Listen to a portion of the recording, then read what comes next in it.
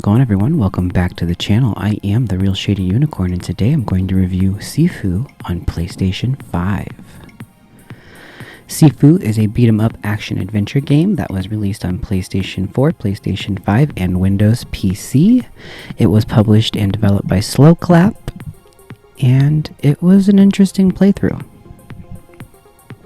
You play as a young apprentice who watched your master get killed, and you are seeking revenge.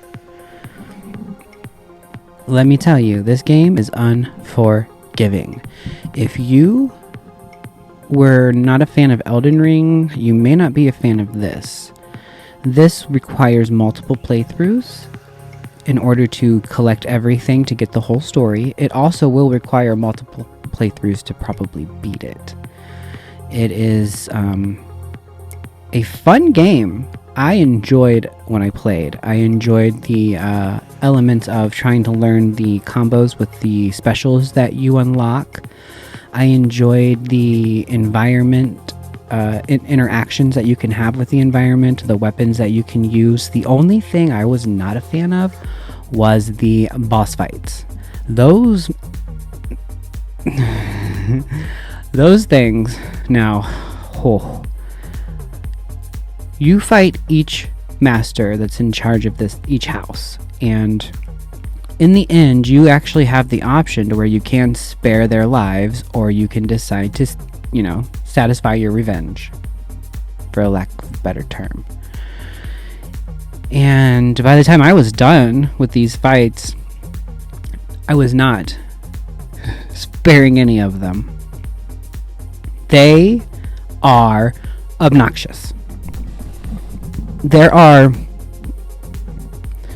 plenty of people who did not play this game because of the difficulty level. There are plenty of people who played this game because of the difficulty level, and I am one of those people who are in the middle. I enjoyed the game. I think it's a fun take on a samurai type revenge story. I enjoyed the the third person experience in the environments while fighting. I even enjoyed the boss fights to an extent because they are unique, each one.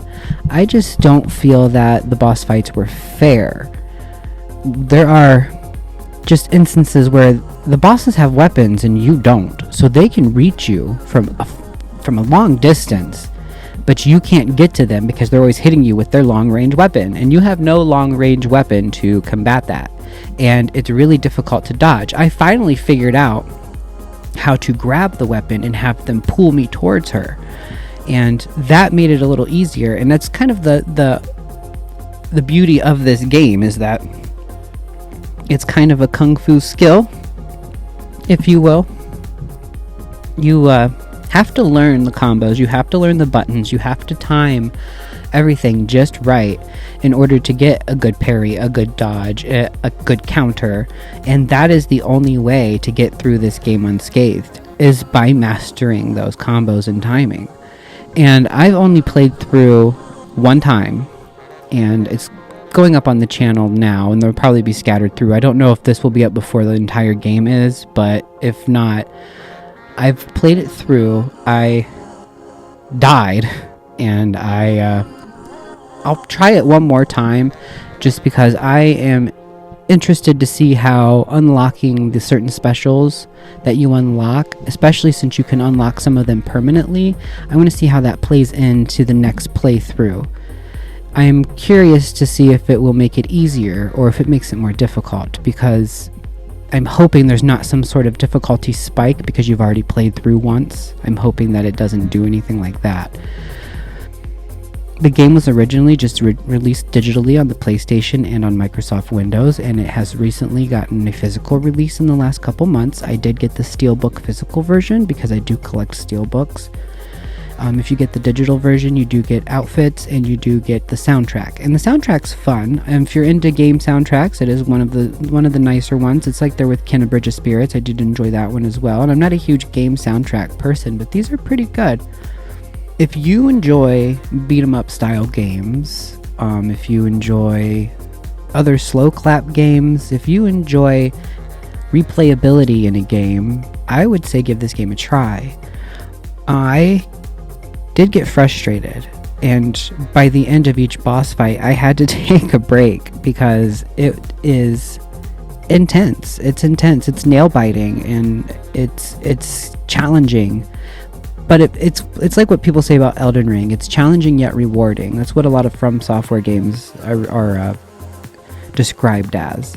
And this has a similar vibe to where it's challenging yet rewarding. Like, as you go through and play it again and learn new things and get new secrets and unlock new things and get new power-ups, things will become easier. And that's kind of why I'm a little eager to try it again to see if it does actually get easier for me, or if it's like, uh-oh, there's a huge difficulty spike here, what do I do? With all of that being said, I'd like to go ahead and give my shady rating.